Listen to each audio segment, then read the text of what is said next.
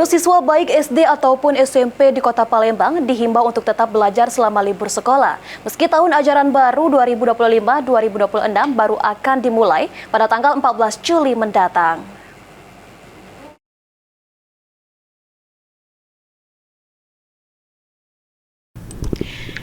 Dinas Pendidikan Kota Palembang menghimbau siswa untuk tetap belajar selama libur sekolah.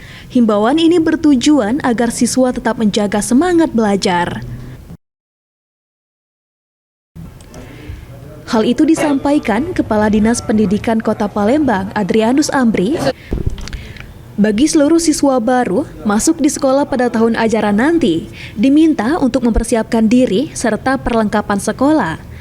Meski sedang libur, siswa diharapkan untuk meningkatkan keahlian olahraga, latihan serta kursus, sehingga saat tahun ajaran baru dimulai, siswa sudah memiliki persiapan.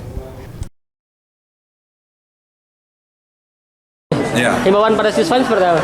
Kepada siswa yang libur silakan dekatkan waktu kepada keluarga, silakan di-refreshing, tingkatkan bila tidak ada kegiatan liburan, silakan untuk meningkatkan skill-skill seperti olahraga, seperti pelatihan, kursus dan lain sebagainya, sehingga pada saat tahun ajaran baru lebih siap lagi.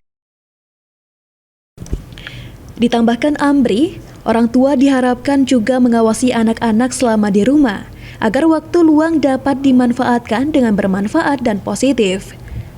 Tahun ajaran baru 2025-2026 untuk tingkat SD dan SMP di Kota Palembang akan dimulai pada tanggal 14 Juli mendatang. Namun bagi siswa baru akan terlebih dahulu melaksanakan MPLS sebelum memulai pelajaran. Ilham Wahyudi, PAL TV.